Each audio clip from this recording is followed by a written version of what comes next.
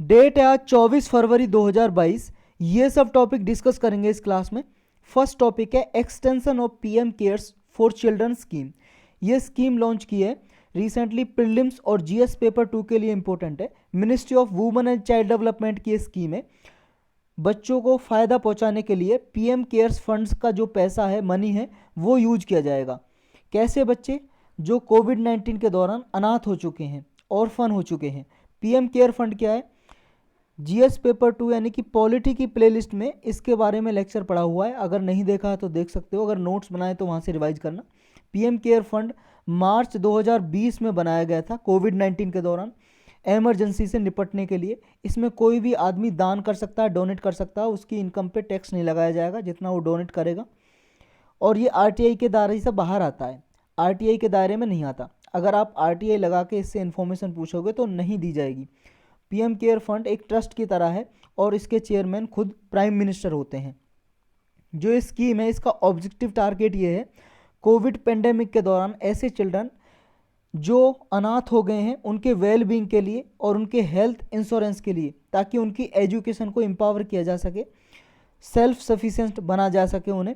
और 30 साल की उम्र जब वो हासिल करें तो उन्हें कुछ फाइनेंशियल सपोर्ट दी जा सके, गवर्नमेंट उन्हें कुछ पैसा दे, मनी दे, ताकि अपना वो जीवन यापन कर सकें।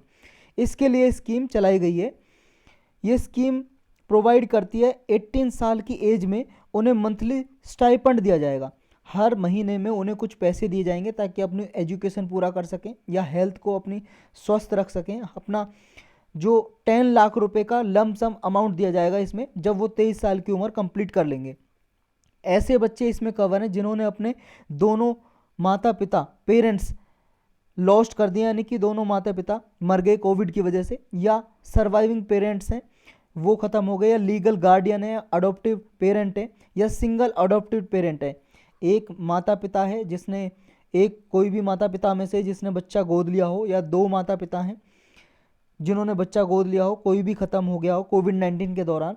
11 मार्च 2020 से लेके 28 फरवरी 2022 के बीच में ऐसे बच्चों को दिया जाएगा जो 11 मार्च 2020 से लेकर 28 फरवरी 2022 के बीच में अनाथ हुए हैं। ऐसे बच्चों की सहायता की जाएगी, क्योंकि देखो पेंडेमिक डिक्लेयर किया था डब्ल्यूएचओ ने इसी डेट पे 11 मार्च 2020 में। और ये बेनिफिट होंगे स्कीम के उन बच्चों को नहीं दिया जाएगा जो इस डेट पे 11 मार्च 2020 पे 18 साल के थे।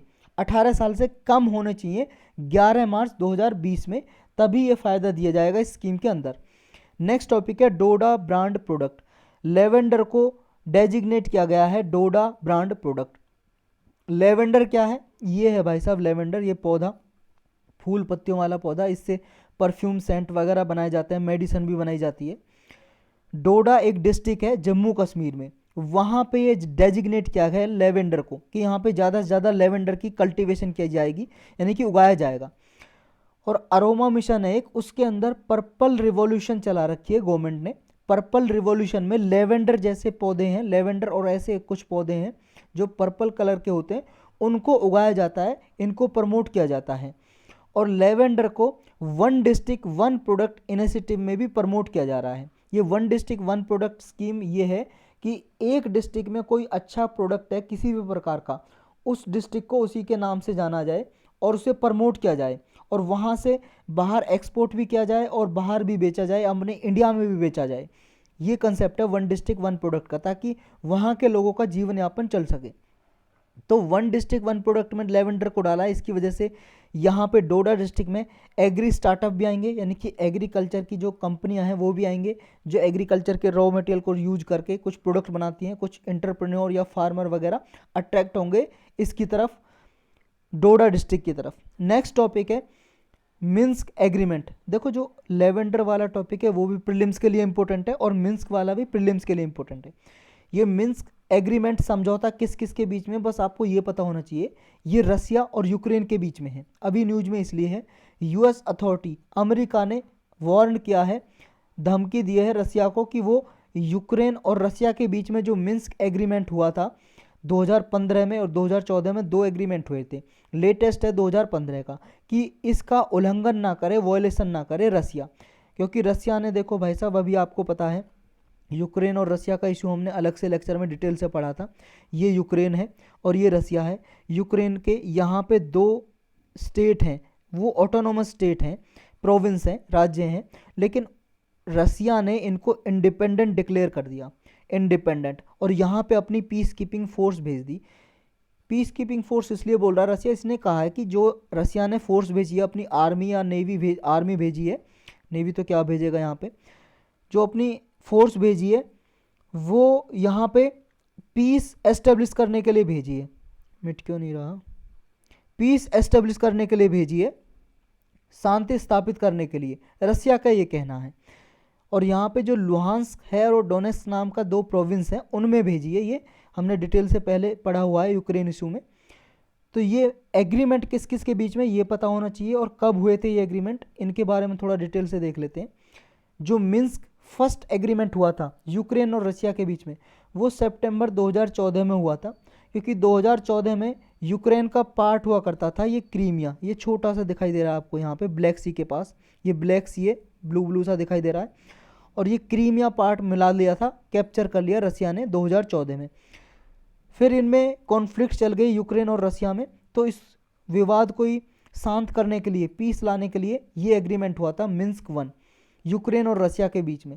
ये 12 पॉइंट सीज फायर डील थी। सीज फायर का मतलब है युद्ध विराम, दोनों के बीच में क्या है, युद्ध ना हो, इसको शांत करने के लिए एग्रीमेंट हुआ था। रशियन बैक्ड सेपरेटिस्ट थे और यूक्रेन, रशियन बैक्ड का मतलब सेपरेटिस्ट जो रसिया को प्रमोट करते हैं और ये यूक्रेन में रहते हैं, यूक्रेन से सेपरेट होना चाहते हैं, अलग होना चाहते हैं, उनको बोलते हैं रशियन बैक्ड सेपरेटिस्ट। जो लोग हैं यहाँ पे प्रोटेस्ट करते हैं, रशियन बैक्ड सेपरेटिस्ट जो यूक्रेन में प्रोटेस्ट करते हैं।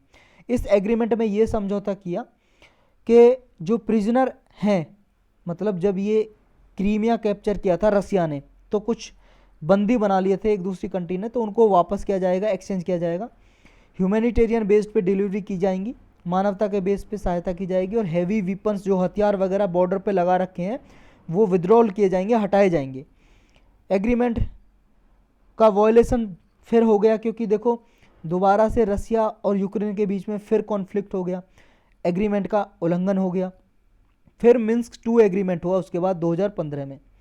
2015 में ये एग्रीमेंट हुआ, पीस एग्रीमेंट। ये फ्रांस और जर्मनी ने मेडिएशन कराया, फ्रांस और जर्मनी बिचौलिए थे। और देखो मिन्स्क नाम की जगह एक जर्मनी में है, वहाँ पे एग्रीमेंट हुए, इसलिए इसका नाम रख दिया मिन्स्क एग्रीमेंट। इसमें ये जो रिबल्स वगैरह हैं और यूक्रेन बॉर्डर पे जो नेशनल ट्रूप हैं रसिया के, उनको वापस जाने के लिए बोला और पीस एस्टेब्लिश कराने के लिए बोला। तो यूएस ने यही बोला है कि मिन्स्क एग्रीमेंट जो हुआ है रसिया और यूक्रेन के बीच में, उसका उल्लंघन ना करें। नेक्स्ट टॉपिक है, ये देखो इसमें कई सारे टॉपिक हैं, जैसे dark energy, dark matter, gravitational lensing, general relativity theory है जो आइंस्टाइन की, तो इनके बारे में थोड़ा पढ़ेंगे हम ब्रीफली। डार्क एनर्जी क्या है? डार्क एनर्जी देखो, more is unknown than is known. जितना हम डार्क एनर्जी के बारे में जानते हैं उससे ज़्यादा हम इसके बारे में नहीं जानते। एनर्जी क्या मतलब होता है? एनर्जी का मतलब ऊर्जा, और इसके बारे में इसलिए बोलते हैं कि डार्क एनर्जी के बारे में ज़्यादा नहीं जानते, क्योंकि ये दिखाई नहीं देती। डार्क एनर्जी दिखाई नहीं देती, ये कंप्लीट मिस्ट्री है, एक रहस्य है। लेकिन रहस्य होते हुए भी ये बहुत ही इंपॉर्टेंट है, इंपॉर्टेंट मिस्ट्री है हमारे लिए, क्योंकि ये अफेक्ट करती है यूनिवर्स एक्सपेंशन को। जो यूनिवर्स है, ब्रह्मांड है, वो एक्सपेंड हो रहा है, बढ़ रहा है, उसको प्रभावित करती है। देखो भाई साहब, इतना तो आप जानते हो, जितना आपके आसपास है वो सारा यूनिवर्स है, ब्रह्मांड है। जो भी आपको दिखाई देता है या नहीं भी दिखाई देता है वो सब यूनिवर्स में आता है, ब्रह्मांड है वो। ब्रह्मांड हिंदी में बोलते हैं, यूनिवर्स इंग्लिश में। और इसमें बहुत सारी करोड़ों अरबों गैलेक्सीज हैं, और गैलेक्सीज में देखो सोलर सिस्टम होते हैं। जैसे हमारी गैलेक्सी का नाम है मिल्की वे, दुग्ध मेघला। अब इस मिल्की वे है जो हमारी, इसमें एक सोलर सिस्टम है जिसमें एक तारा है सन, और सन के चारों ओर 8 ग्रह घूम रहे हैं, कुछ छोटे ग्रह घूम रहे हैं, कुछ एस्टेरॉयड घूम रहे हैं। हमारा एक ग्रह है अर्थ, जिस पे हम रहते हैं, पृथ्वी, जहाँ पे हम बैठ के इस लेक्चर को देख रहे हैं। तो ये बहुत सारा यूनिवर्स है, उसमें ये यूनिवर्स के बारे में देखो, एक बिग बैंग थ्योरी आपने पढ़ी होगी ज्योग्राफी की एनसीईआरटी में। बिग बैंग थ्योरी ये बताती है कि एक एक्सप्लोजन हुआ था, एक बम धमाका सा हुआ था, मान लो ये एक डिस्ट्रॉय हो गया था, ये एक गोला था, और डिस्ट्रॉय होने के बाद ये फिर बढ़ता चला गया और फिर यूनिवर्स का एक्सपेंड होता जा रहा है। और जो डार्क एनर्जी है, डार्क एनर्जी भी क्या है, यूनिवर्स को एक्सपेंड होने में मदद करती है। ऐसे मान लो ये यूनिवर्स एक गुब्बारा है, बालून, बालून की बात कर रहा हूँ, गुब्बारा, ये जिसमें जैसे आप फूंक मारते जाओगे ये बढ़ता जाएगा। ऐसे ही आपकी जो फूंक है, हवा भर रहे हो जिसमें, फूंक का मतलब हवा मुंह से, अब वो हवा है डार्क एनर्जी, ये मान लो डार्क एनर्जी। अब ये डार्क एनर्जी इसमें है जो इसको एक्सपेंड करती जा रही है, बढ़ाती जा रही है इसको, समझ रहे हो, इसी तरह से काम करती है डार्क एनर्जी। तो डार्क एनर्जी के बारे में और कैसे हम इसको एक्सप्लेन कर सकते हैं, देखो डार्क एनर्जी पूरे यूनिवर्स में 68% कंट्रीब्यूट करती है, यानी कि जितना भी कुछ है आपके आसपास उसमें डार्क एनर्जी 68% है।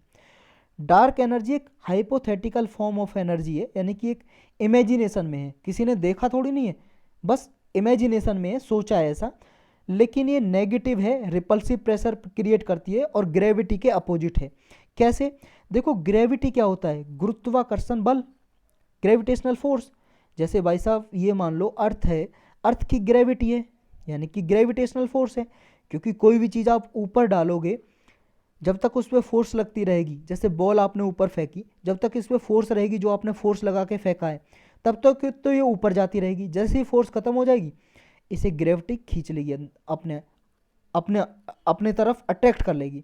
और जब तक आपकी फोर्स लग रही है तब भी इसे अट्रैक्ट कर रही होती है। लेकिन ग्रेविटेशनल फोर्स सबसे वीकेस्ट फोर्स है, सबसे कमज़ोर फोर्स है यूनिवर्स में। जो आपने फोर्स लगाई है इससे ताकतवर है, तभी तो ये ऊपर जा रही होती है। तब आपकी फोर्स कमज़ोर पड़ जाती है और ये ग्रेविटेशनल फोर्स अपनी तरफ खींच लेती है, इसे अपनी तरफ खींच लेती है। तो अपनी तरफ जब ये अट्रैक्ट कर लेती है, ये क्या है, ये ग्रेविटी है। और यूनिवर्स में जितने भी ऑब्जेक्ट हैं, रॉकी ऑब्जेक्ट, कोई सा भी प्लानेट है, कोई सा भी स्टार है, सबके पास ग्रेविटेशनल फोर्स होती है, ग्रेविटी होती है। लेकिन ये डार्क एनर्जी क्या है, डार्क एनर्जी तो बिल्कुल अपोजिट है ग्रेविटी के, क्योंकि ये तो एक्सपेंड करती है, रिपेल करती है ऑब्जेक्ट को, एक दूसरे ऑब्जेक्ट को। जैसे ये दो प्लानेट हैं, इनको रिपेल करती है, एक दूसरे के विपरीत दिशा में जा रहे होते हैं, और इसी वजह से जब विपरीत दिशा में जा रहे हैं तो यूनिवर्स एक्सपेंड हो रहा है। तो आप कह सकते हो डार्क एनर्जी अपोजिट है ग्रेविटी के। रिपल्सिव प्रेशर है ये, रिपल्सिव, एक दूसरे को धकेलते हैं एक दूसरे के दूर, नेगेटिव प्रेशर है। इसकी वजह से जो यूनिवर्स की रेट है एक्सपेंशन की, बढ़ने की जो दर है, वो एक्सीलरेट हो रही है, बढ़ती जा रही है। ये बिग बैंग थ्योरी में भी बताया था जब स्टार्ट हुई थी कि यूनिवर्स कैसे स्टार्ट हुआ था। तो डार्क एनर्जी और डार्क मैटर, इनमें क्या फ़र्क है, देखो भाई साहब ये मैप से समझते हैं हम, ये ग्राफ है जो, जितना आपको ये ब्लू पार्ट दिखाई दे रहा है, ये है डार्क एनर्जी, और ये डार्क मैटर है लगभग 23%, और बाकी का एटम है 4.6%। जो हमें दिखाई दे रहा है ना, सिर्फ वो 4.6% यानी कि 5% के लगभग है, ये जितना आप देख रहे हो। उसके अलावा वो डार्क मैटर और डार्क एनर्जी आपके आसपास, जहाँ आप बैठे हो, आपके रूम में, आपके आसपास, आपके घर के बाहर, जितना भी आपको नहीं दिखाई दे रहा, वो डार्क मैटर और डार्क एनर्जी में आता है। तो जनरली आप कह सकते हो, ये देखो 72 या 70 या 68, इससे आपको कन्फ्यूजन नहीं होना है। जनरली इतना माना जाता है 68% डार्क एनर्जी है, 27% डार्क मैटर है, और 5% आपका यूनिवर्स में वो है जो आपको दिखाई देता है, जैसे दिखाई दे रहा है, जैसे आपको प्लानेट दिखाई दे रहा है, अर्थ जिस पे आप हो, मून, चंद्रमा, या कोई गैलेक्सीज, जितना भी हम देख सकते हैं वो सब 5% में आता है यूनिवर्स में। बाकी का सब डार्क मैटर और डार्क एनर्जी में है। लेकिन डार्क मैटर और डार्क एनर्जी में फ़र्क क्या है, देखो डार्क मैटर है जो, डार्क मैटर, मैटर तो आप जानते हो ना क्या होता है, मैटर ऐसा कोई पदार्थ है, कुछ भी जिसमें मास है, और मास का मतलब भार, और जिसे छू के देखा जा सकता है, दैट कैन बी टच्ड। यानी कि जैसे ये पेन है, आपके हाथ में पेन होगा जिससे आप नोट्स बना रहे हो, पेन भी क्या है, उसके अंदर मास है, कुछ भार है, वजन है उसके अंदर, और उसे आप टच करके देख सकते हो, क्योंकि छू तो रखा है अपनी उंगलियों से, पकड़ रखा आपने। तो ये क्या है, ये भी एक मैटर है। आप हो, इंसान भी तो मैटर है, मास भी है, टच करके भी देख सकते हैं। तो कोई भी ऐसी चीज़ जिसमें मास हो, टच करके देखा जा सकता है, मैटर। फिर डार्क मैटर क्या है, जिसे आप देख ही नहीं सकते, जिसे आप देख ही नहीं सकते, वो डार्क मैटर है। लेकिन वो भी क्या है, उसके पास भी मास है और टच करके देखा जा सकता है, लेकिन आप आंखों से नहीं देख सकते, वो है डार्क मैटर। तो डार्क मैटर और डार्क एनर्जी में फ़र्क क्या है, डार्क मैटर अट्रैक्ट करता है अपनी तरफ चीज़ों को, अपनी तरफ खींचता है, अट्रैक्ट करता है। लेकिन डार्क एनर्जी रिपेल करती है एक दूसरे की तरफ, ये एक दूसरे के विपरीत धकेलती है चीज़ों को। तो डार्क मैटर जो गैलेक्सीज हैं वो उनको बांधे हुए है, एक दूसरी गैलेक्सी को पास लेके आता है गैलेक्सी को, और डार्क एनर्जी एक दूसरी गैलेक्सी को धकेलता है विपरीत दिशा में। तो ये फर्क है, डार्क एनर्जी की वजह से यूनिवर्स एक्सपेंड कर रहा है, बढ़ रहा है। जो डार्क मैटर का कंसेप्ट है ये साइंटिस्ट ने, वैज्ञानिकों ने 1920s में ही सजेस्ट कर दिया था कि कुछ डार्क मैटर की चीज़ हमारे आसपास स्पेस में कुछ एग्जिस्ट करती है, लेकिन डार्क एनर्जी का कंसेप्ट 1998 में डिस्कवर किया गया था। लेकिन ये डार्क एनर्जी का जो कंसेप्ट है ना, ये इमेजिनेशन में आइंस्टाइन ने भी दिया था। वो कब दिया था वो हम डिस्कस करेंगे। देखो ये एक जीनोन 1T नाम का एक्सपेरिमेंट है, ये आपको याद रखना है। ये इटली में एक लेबोरेटरी बनी हुई है, इटली में, ये जगह का नाम है, आपको याद करने की जगह नहीं है, बस इटली याद रखो। इटली में एक अंडरग्राउंड जमीन के अंदर एक लेबोरेटरी बनी हुई है INFN नाम की। ये लेबोरेटरी का नाम भी याद करने की जरूरत नहीं है, जगह कहाँ पे वो भी याद करने की जरूरत नहीं है, बस इटली देश का नाम याद रखो, इटली में बनी हुई है। ये डार्क मैटर के बारे में रिसर्च कर रही है। यहाँ पे ये जीनोन 1T एक्सपेरिमेंट क्या कर रहा है, डार्क मैटर के बारे में रिसर्च की जा रही है इसके द्वारा। बस इतना इसमें याद रखना आपको, जीनोन 1T एक्सपेरिमेंट किसके बारे में, डार्क मैटर के बारे में रिसर्च करने के लिए। एक थ्योरी ऑफ जनरल रिलेटिविटी है, ये भाई साहब आइंस्टाइन, अल्बर्ट आइंस्टाइन, बहुत ही सबसे ज़्यादा कामयाब ये साइंटिस्ट माने जाते हैं, यानी कि सबसे ज़्यादा महान scientist, one of the greatest scientist माने जाते हैं अल्बर्ट आइंस्टाइन। इन्होंने थ्योरी दी थी, थ्योरी ऑफ रिलेटिविटी। इसके दो पार्ट हैं, जनरल रिलेटिविटी और स्पेसिफिक रिलेटिविटी। हम इसमें जनरल रिलेटिविटी थ्योरी के बारे में पढ़ेंगे। देखो भाई साहब, ये जो जनरल रिलेटिविटी की थ्योरी है ये कहती है, इस थ्योरी के अकॉर्डिंग आइंस्टाइन ने ऐसा माना कि देखो जो आपके आसपास स्पेस है उस स्पेस की प्रॉपर्टी है डार्क मैटर। यानी कि जैसे कोई जगह है, आपके आसपास जगह है, जो आपको दिखाई दे रहा है, उसके अलावा भी स्पेस में एक एनर्जी है, उस एनर्जी का नाम दिया आइंस्टाइन ने डार्क एनर्जी। ऐसा इमेजिनेशन में सोचा, लेकिन ये डिस्कवर कब किया गया। आइंस्टाइन ने तो सोचा था भाई साहब लगभग 1930s 20s के लगभग ऐसा सोचा था आइंस्टाइन ने, समझ रहे हो। और ये 1998 में ऐसा खोजा गया कि हाँ, जो आइंस्टाइन ने इमेजिन किया था, कल्पनाओं में कहा था, क्योंकि उसने कोई रिसर्च नहीं की थी ना उन्होंने, लेकिन ऐसा सोचा गया था, वो है, वास्तव में है। डार्क एनर्जी कोई है, ऐसी एनर्जी है जो हमें दिखाई नहीं देती, लेकिन स्पेस में है, हमारे आसपास है। लेकिन ये फर्स्ट बार अंडरस्टैंड किया था आइंस्टाइन ने कि डार्क एनर्जी है, लेकिन इन्होंने स्टेशनरी बताया था यूनिवर्स को। इन्होंने कहा था कि ये डार्क एनर्जी है, स्टेशनरी है, हमारे आसपास रह रही है। स्टेशनरी का मतलब कांस्टेंट, एक जगह पे है। लेकिन इन्होंने ये नहीं बताया था कि इसकी वजह से यूनिवर्स एक्सपेंड कर रहा है। यही सबसे ज़्यादा बिगेस्ट ब्लंडर समझी जाती है आइंस्टाइन की।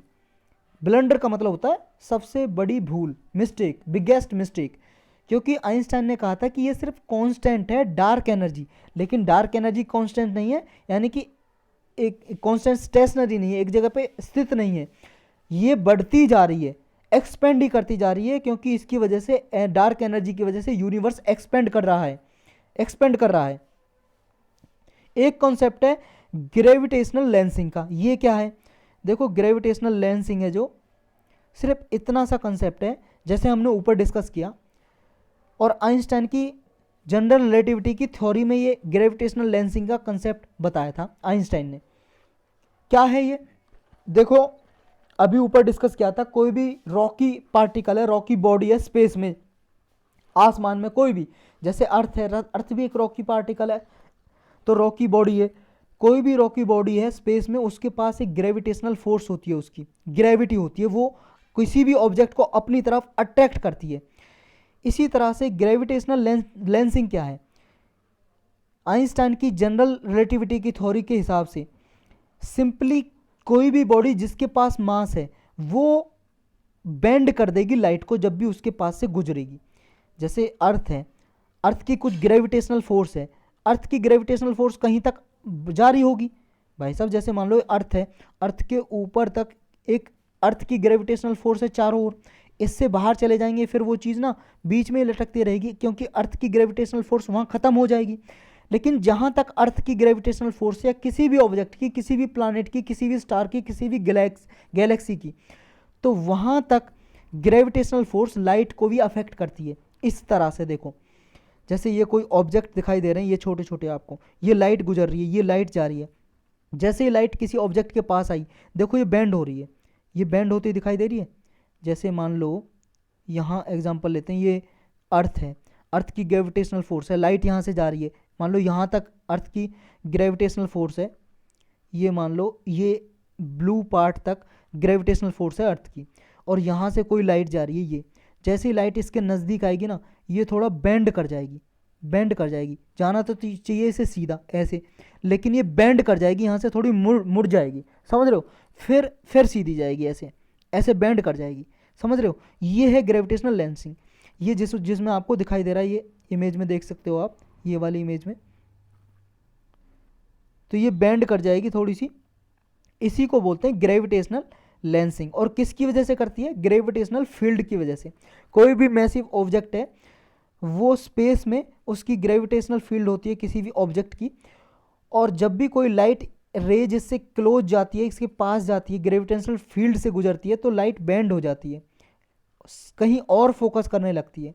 ये मैसिव ऑब्जेक्ट होते हैं, जितना ज़्यादा स्ट्रॉन्गर होता है उतनी ज़्यादा ग्रेविटेशनल फील्ड इसकी ज़्यादा होती है।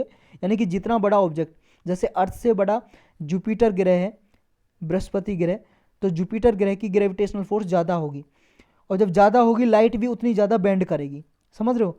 जैसे मान लो जितना डेंसर मटेरियल होता है किसी ऑप्टिकल लेंस का, जैसे आंखों में जो लेंस लगाते हैं, चश्मे पहनते हैं, जितना ज़्यादा मोटा लेंस होगा, जितना ज़्यादा मोटा उसका ग्लास होगा, उतने ज़्यादा रिफ्रैक्शन ज़्यादा होगा लाइट का। रिफ्रैक्शन जैसे एक मान लो एक मीडियम से दूसरे मीडियम में लाइट जाती है, ये मान लो एयर है, एयर से हम वाटर में लाइट गुजारें, तो लाइट क्या है? बेंड हो जाती है, बेंड हो जाती है, उसी को बोलते हैं रिफ्रैक्शन, रिफ्रैक्शन। नेक्स्ट टॉपिक है नासाज लूसी मिशन।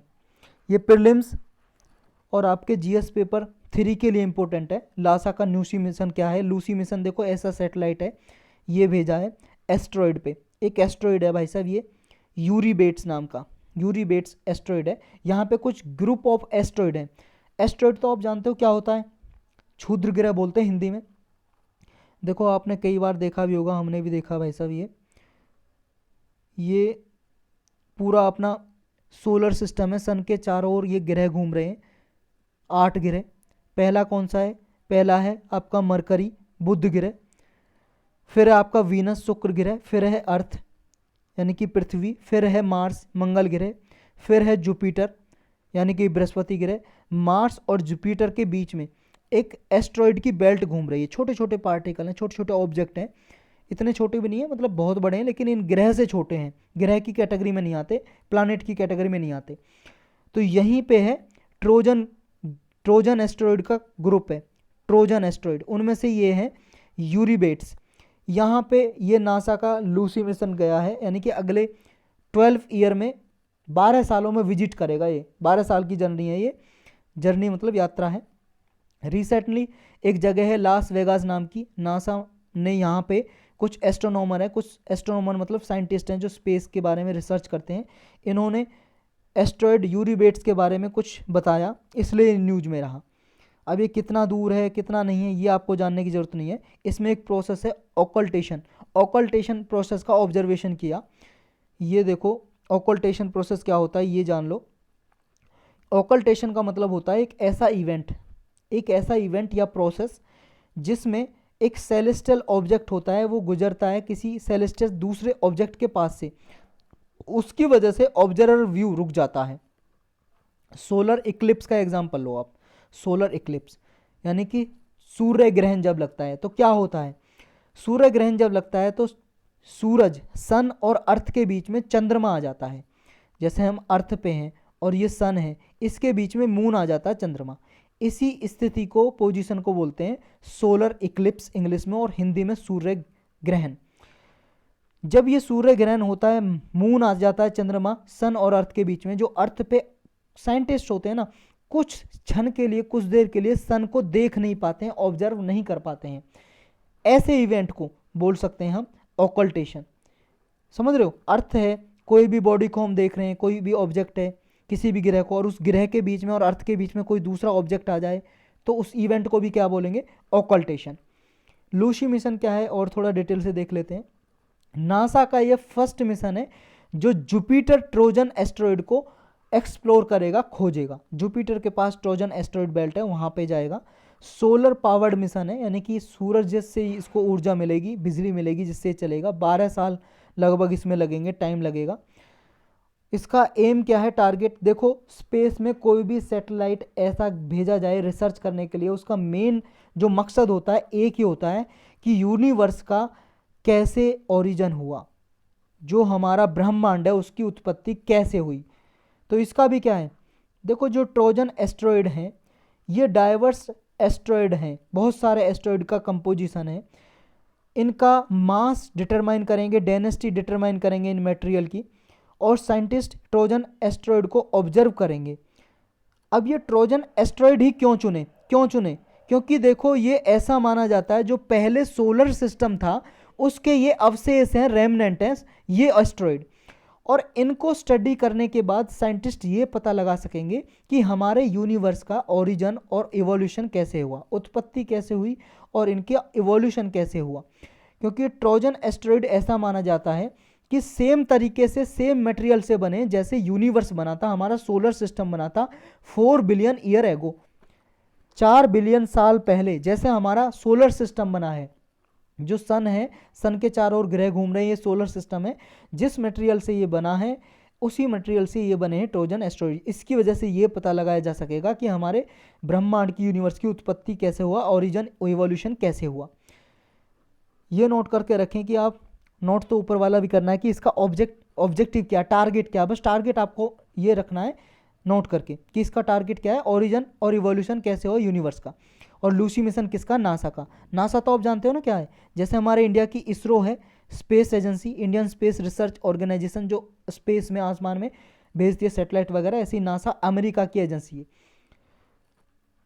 ये जो मिशन है लूसी नाम क्यों रखा गया है इसका नाम, कुछ पूर्वज हैं 3.2 मिलियन ईयर ओल्ड एंसेस्टर हैं जो बिलोंग करते हैं होमिनिन से। होमिनिन का मतलब है ह्यूमंस, और उनके एंसेस्टर, उन्हीं स्पीसीज के नाम पे ये रखा गया है लूसी नाम। नेक्स्ट टॉपिक है coastal regulation zone norms. GS paper 3 और प्रीलिम्स के लिए इंपॉर्टेंट है। ये कोस्टल रेगुलेशन जोन नॉर्म्स का मतलब है नियम, रूल्स।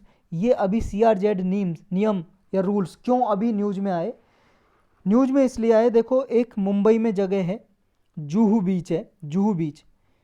ये मैप देख रहे हो आप, ये इंडिया का मैप, यहाँ पे मुंबई आपको पता ही होगा, इस साइड में मुंबई के यहाँ कोस्टल इलाके में, एरियाज में जुहू बीच है। जुहू बीच समुद्र के तट पे, जुहू नाम है, जुहू बीच। वहाँ पे एक ये मंत्री है भाई साहब, मंत्री है महाराष्ट्र में, उन्होंने अपना एक घर बनाया, बंगलो बनाया, कंस्ट्रक्शन किया यहाँ पे। मिनिस्टर का नाम है, यूनियन मिनिस्टर है, सॉरी महाराष्ट्र का नहीं, यूनियन मिनिस्टर है नारायण राणे। इन्होंने जुहू बीच पे कंस्ट्रक्शन की तो इन्होंने CRZ रूल का उल्लंघन किया, फ्लॉट किया। फ्लॉट का मतलब वॉयलेशन, फ्लाउट का मतलब वॉयलेशन होता है, उल्लंघन करना। इस वजह से ये न्यूज में है, क्योंकि CRZ रूल के हिसाब से यहाँ पे कंस्ट्रक्शन नहीं करना चाहिए था, लेकिन इन्होंने किया। 50 मीटर के अंदर अंदर इन्होंने कंस्ट्रक्शन किया, ये मिनिस्टर ने। तो CRZ नॉर्म क्या है, यानी कि नियम क्या है, ये जानना जरूरी है हमारे लिए। 1986 का ये एक्ट है, इन्वायरमेंट प्रोटेक्शन एक्ट। इसका सेक्शन 3 के हिसाब से coastal regulation zone notification issue किया इन्वायरमेंट मिनिस्ट्री ने, पर्यावरण मिनिस्ट्री ने 1991 में, फरवरी 1991 में। तो कोस्टल रेगुलेशन जोन गवर्नमेंट ने, मिनिस्ट्री ऑफ इन्वायरमेंट ने कौन से एक्ट के थ्रू जारी किए, ये आपको पता होना चाहिए। Environmental protection act 1986। प्रीलिम्स में हर दूसरे तीसरे साल में इससे क्वेश्चन जरूर आता है। 2018-19 में फिर दोबारा से फ्रेश रूल जारी किए, नए रूल जारी किए, जिन्होंने कुछ पहली रेस्ट्रिक्शन हटा दी। वहाँ पे कुछ बिल्डिंग कुछ बनाने के लिए, या कुछ क्लियरेंस प्रोसेस के लिए, या टूरिज्म को प्रमोट करने के लिए, वहाँ पे तीर्थ मतलब एक तरह से पर्यटक आते हैं, पर्यटक टूरिस्ट आते हैं, उनके रेगुलेशन के लिए यहाँ पे कुछ नए रूल बनाए। इसका टारगेट क्या होता है, ऑब्जेक्टिव ये होता है कि यहाँ पे कोस्टल एरियाज के आसपास कुछ कंस्ट्रक्शन, बड़ा कंस्ट्रक्शन ना किया जा सके, नई इंडस्ट्री सेटअप नहीं किया जा सके, कुछ हजार्डस मटेरियल जो होते हैं, नुकसानदायक जो पदार्थ होते हैं उनका डिस्पोजल ना किया जा सके, वहाँ पे स्टोर करके ना रखा जा सके, माइनिंग ना की जा सके, या कुछ और बंडिंग या रिकम्बिनेशन ना करे कोई यहाँ पे एरिया को। ये क्यों दिए जाते हैं ये नियम? देखो इसलिए क्योंकि कोस्टल एरिया फ्रेजाइल होता है, फ्रेजाइल होता है यानी कि कुछ कमज़ोर एरिया होता है। अगर यहाँ पे कंस्ट्रक्शन किया जाता है तो यहाँ पे जो इकोलॉजी है, बायोडाइवर्सिटी है, उसका लॉस हो सकता है। यहाँ पे जो जीव जंतु रहते हैं या पानी में जो रहते हैं, जो पानी के एक्वाटिक एनिमल्स वगैरह, उनको नुकसान हो सकता है। इसकी वजह से ये नियम जारी की जाते हैं। रेस्ट्रिक्शन क्या क्या है, मतलब रोक क्या क्या है? रेस्ट्रिक्शन ये है कि देखो यहाँ पे जब रेस्ट्रिक्शन लगाई जाती हैं, पॉपुलेशन कुछ रहती है उसके आधार पर रेस्ट्रिक्शन लगाई जाती है। इकोलॉजिकल सेंसिटिविटी को देखते हुए, या नेशनल पार्क या वाइल्ड लाइफ जोन है कहीं पे, उसके आसपास का एरिया CRZ में रखा जाता है। जो लेटेस्ट रूल है, ये नो डेवलपमेंट जोन है 20 मीटर का। जैसे मान लो कोई भी आइलैंड है कोस्टल एरिया के आसपास है, कहीं पे भी आइलैंड है, या बैक वाटर आइलैंड है यहाँ पे, जैसे केरल में बैक वाटर आइलैंड है, इनके आसपास का 20 मीटर का नो डेवलपमेंट जोन है, यानी कि 20 मीटर के आसपास कुछ भी डेवलप नहीं किया जा सकता, कुछ भी नहीं बनाया जा सकता। इसके CRZ रूल 1, 2, 3 करके हैं। इसके CRZ 3 है, वो रूरल एरियाज़ के लिए हैं, ग्रामीण क्षेत्र के लिए। मान लो ये अपना हिंदुस्तान है, इसके आसपास के जो गांव बसे हुए हैं, विलेज बसे हुए हैं, उनके लिए ये रूल हैं। उनके लिए 2 तरह के रूल हैं, CRZ 3A और CRZ 3B। जो ए रूल है ये कहता है पॉपुलेशन डेंसिटी के आधार पर बांटा गया। 2011 की जो जनगणना हुई थी सेंसस, उसके हिसाब से अगर किसी कोस्टल विलेज में 2161 पर स्क्वायर किलोमीटर की पॉपुलेशन डेंसिटी से ज़्यादा है पॉपुलेशन, यानी कि 1 किलोमीटर में अगर 2100, 1 किलोमीटर स्क्वायर एरिया में, इस 1 किलोमीटर स्क्वायर एरिया में अगर 2161 आदमी से ज़्यादा रहते हैं तो वहाँ पे नो डेवलपमेंट जोन होगा 50 मीटर। पहले ये 200 मीटर रखा गया था, लेकिन बाद में 50 मीटर कर दिया। यानी कि 50 मीटर के दायरे में कुछ भी यहाँ पे बनाया नहीं जा सकता, कुछ भी डेवलप नहीं किया जा सकता, रोड, रेलवेज, घर वगैरह कुछ नहीं, इंडस्ट्रीज वगैरह कुछ नहीं। CRZ 3B ये कैटेगरी कहती है अगर उस एरिया में पॉपुलेशन 2161 पर स्क्वायर किलोमीटर से नीचे है, यानी कि इसमें 2161 से कम आदमी रहते हैं, तो उसमें नो डेवलपमेंट जोन 200 मीटर रहेगा। 200 मीटर के दायरे में कुछ भी नहीं बनाया जा सकता। और इसका इम्प्लीमेंटेशन कौन करता है, लागू कौन करता है CRZ रूल को? देखो यूनियन मिनिस्ट्री ऑफ इन्वायरमेंट है, इसने ये रूल बनाए हैं। इम्प्लीमेंटेशन करता है इन्वायरमेंट मिनिस्ट्री के अंदर ही कोस्टल जोन मैनेजमेंट अथॉरिटी काम करती है। ये वहाँ की स्टेट गवर्नमेंट के साथ मिलकर इनको इम्प्लीमेंट करती है, लागू करती है। जैसे जिस भी कोस्टल एरिया के पास जो भी स्टेट गवर्नमेंट आती है, मान लो महाराष्ट्र, कर्नाटक या केरल, तमिलनाडु या कोई भी गवर्नमेंट है, उनके साथ मिलकर इसको इम्प्लीमेंटेशन किया जाता है। तो यही थे आज के टॉपिक।